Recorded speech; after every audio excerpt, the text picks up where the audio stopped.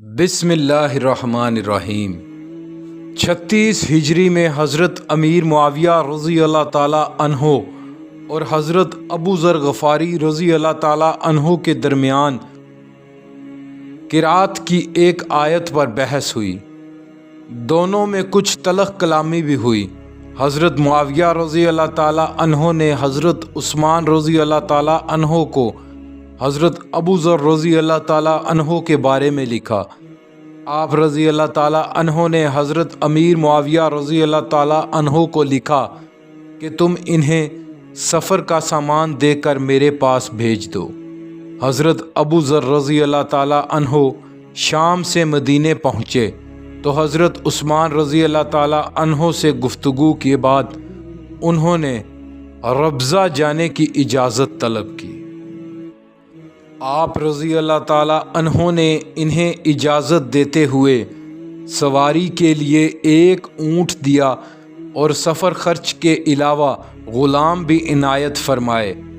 उन्होंने रब्ज़ा पहुँचकर एक मस्जिद की बुनियाद रखी।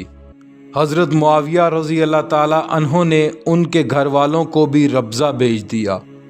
दरअसल अबू ज़र रज़ी अल्लाह ताला अन्हो शाम के लोगों से कहते थे, तुम लोग मालो दौलत जमा करते हो और फ़कीरों और मस्कीनों पर खर्च नहीं करते। खुदा तुम्हें जहन्नम में डालेगा और तुम चारों तरफ से जलोगे अगर तुमने माले हक अदा करने में यूं ही सुस्ती बरती। यही बातें वो गरीबों के सामने करते तो वो दलेर हो जाते और मालदार लोगों को छेड़ते।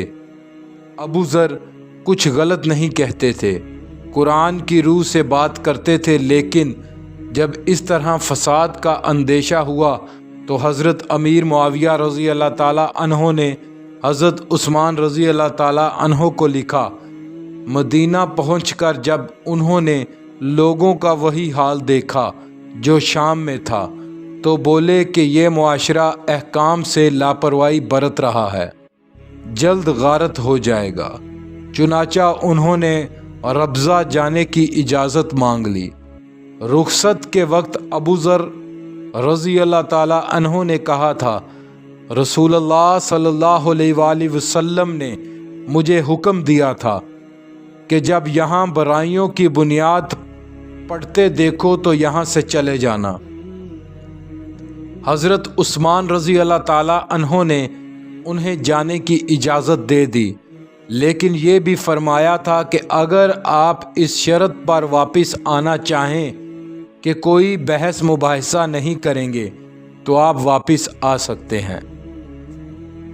रसूलुल्लाह सल्लल्लाहु अलैहि वसल्लम ने हज़रत अबू ज़र रज़ी अल्लाह ताला अन्हो के बारे में फ़रमाया था, लोग अबू ज़र रज़ी अल्लाह ताला अन्हो की मुखालफत करेंगे हालांकि वो सही रास्ते पर होंगे।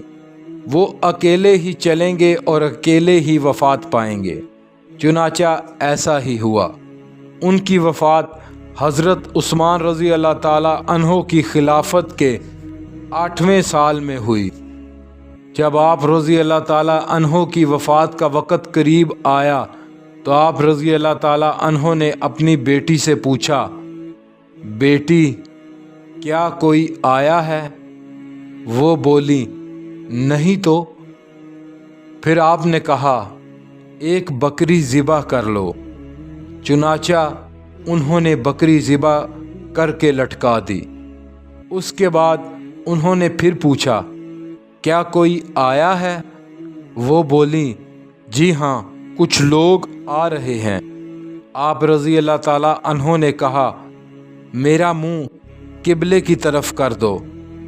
फिर बोले, अल्हम्दुलिल्लाह कि मैं रसूलुल्लाह सल्लल्लाहु अलैहि वसल्लम की सुन्नत पर कायम हूँ। इतना कहने के बाद आप रज़ी अल्लाह ताला अन्हो इंतकाल फरमा गए। बेटी ने बाहर देखा तो कुछ लोग दरवाज़े पर पहुँच चुके थे। पूछा, क्या आप बाबा से मिलने आए हैं? आइए देख लीजिए। जब वो लोग अंदर पहुँचे तो हज़रत अबू ज़र रज़ी अल्लाह ताला अन्हो वफ़ात पा चुके थे। उन्होंने कफन दफन की तैयारी की तो बेटी बोली, बाबा ने आपको कसम दिलाई है कि उन्हें दफनाने के बाद जब तक कुछ खा ना लें जाइएगा नहीं। वो उन्हें दफना कर फारिग हुए तो घर में गोश्त की हांडी तैयार हो चुकी थी।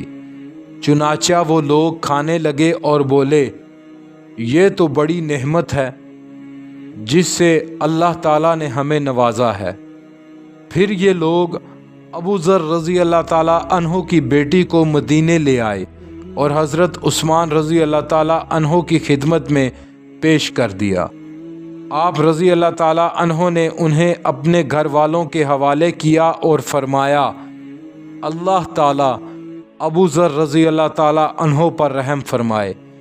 काश हमें इतला मिल जाती तो हम जनाजे में ज़रूर शिरकत करते।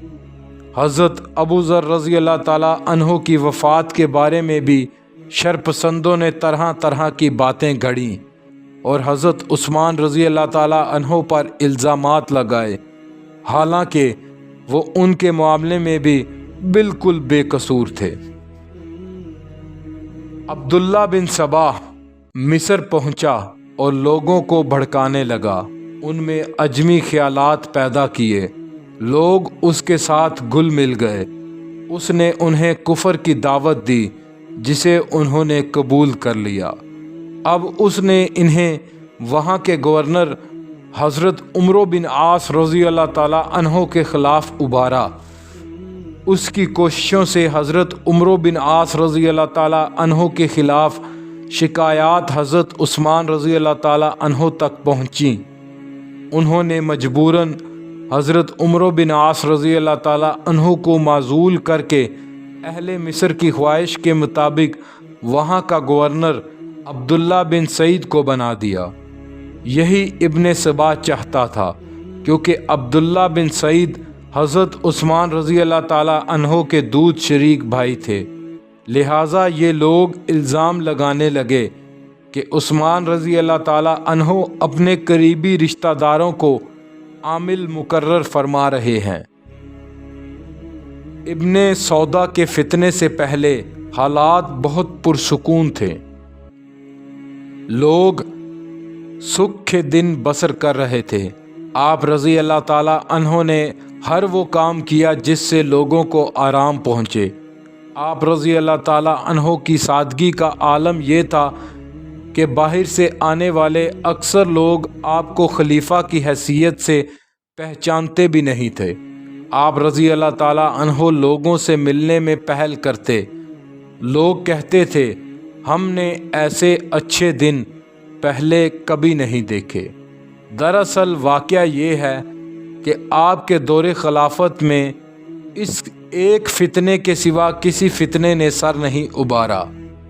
दूसरे शहरों के लोग कुरैश की सखावत देखकर सोचा करते थे कि जब ये लोग ऐसे हैं तो इनका खलीफा कैसा होगा, लेकिन इस साफ और पुरसुकून फ़िज़ा को इब्ने सौदा की आमद ने दरहम बरहम कर दिया। दुनिया ही बदल गई। टूट फूट शुरू हुई और लोग आपकी जान के दुश्मन हो गए।